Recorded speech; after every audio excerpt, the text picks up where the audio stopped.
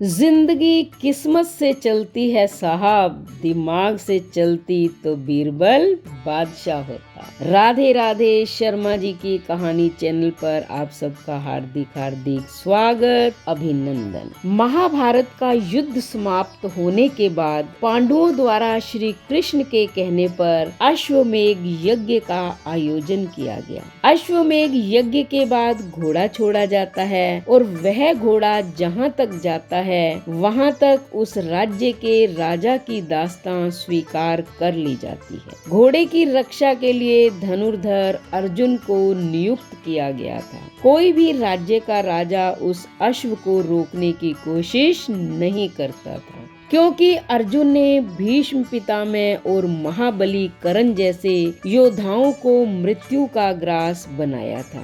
घोड़ा निरंतर आगे बढ़ता जा रहा था। कई राज्यों को पार करने के बाद वह घोड़ा रत्नपुर राज्य की सीमा तक जा पहुंचा। रत्नपुर के राजा मोरध्वज बड़े ही धर्मात्मा और श्री नारायण के परम भक्त थे। राजा मोरध्वज का पुत्र धीरध्वज, जिसे ताम्रध्वज के नाम से जाना जाता था, उसने अल्प आयु में ही युद्ध कला में सर्व शिक्षा प्राप्त कर ली थी। वीर धीरध्वज ने अश्वमेध का वह घोड़ा रोक लिया और घोड़े के रक्षक अर्जुन की प्रतीक्षा करने लगा। सेना सहित धनुर्धर अर्जुन वहां पहुँचे और उस वीर बालक से कहा कि हे बालक, तुमने जिस घोड़े को रोका है वह चक्रवर्ती सम्राट युधिष्ठिर के अश्वमेध यज्ञ का घोड़ा है, जिसकी सुरक्षा में मैं स्वयं खड़ा हूँ। इस घोड़े को पकड़ने का साहस किसी भी राज्य के राजा ने नहीं किया।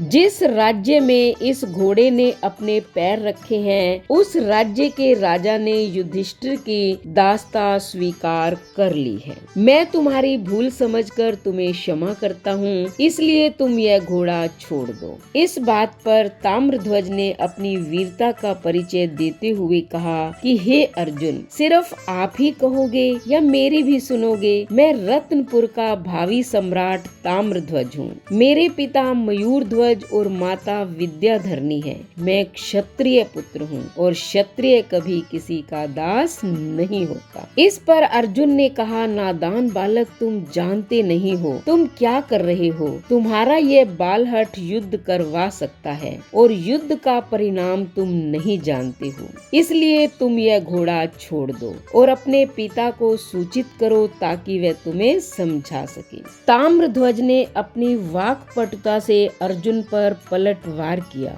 और कहा कि कुंती नंदन अर्जुन क्षत्रिय पुत्र बाल्यकाल अवश्य अपने पिता की गोद में व्यतीत करता है, परंतु जवानी में क्षत्रिय पुत्र का क्षत्रित्व परिपक्व हो जाता है। यदि तुम्हें घोड़ा चाहिए तो तुम्हें मुझे अपने बाहुबल से प्राप्त करना होगा। व्यर्थ में अपना योगदान करके समय खराब न करें। अर्जुन ने ताम्रध्वज से कहा कि हे मूर्ख ताम्रध्वज, तुझसे युद्ध करके मैं अपयश का भागी नहीं बनना चाहता हूँ, इसलिए मैं अपने वाहन से तुझे तेरी माता की गोद में सकुशल पहुँचा देता हूँ। और अर्जुन ने वाहन चलाया, परंतु ताम्रध्वज कोई कायर बालक नहीं था, वह भी शस्त्र कलाओं में प्रवीण था। ताम्रध्वज ने न सिर्फ अर्जुन द्वारा चलाए गए वाहन का उत्तर दिया, बल्कि ताम्रध्वज के तीर ने अर्जुन के सारथी को गिरा दिया। बालक ताम्रध्वज की वीरता को देख अर्जुन चकित रह गए। अब तक जिसे वे एक साधारण बालक समझ रहे थे,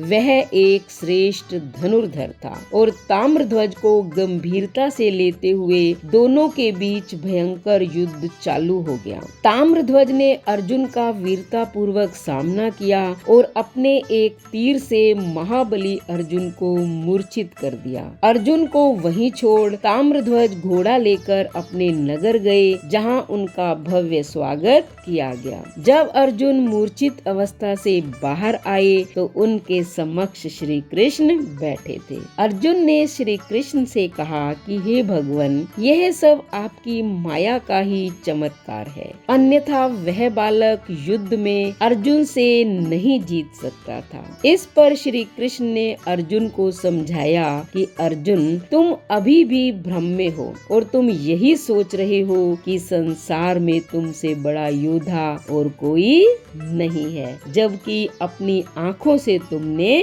देख लिया है। तो बेटा, जीवन में कभी भी अहंकार नहीं करना चाहिए कि हमसे बड़ा योद्धा, वीर या भक्त इस दुनिया में और कोई नहीं है। तो आप भी अपने अहंकार का त्याग करें और इसी बात पर चैनल को सब्सक्राइब करें, लाइक और शेयर करें, कमेंट करें और बेल आइकन के बटन को दबाएं ताकि ऐसी ही मोटिवेशनल और धार्मिक कहानियों का नोटिफिकेशन सबसे पहले आपको मिले। धन्यवाद।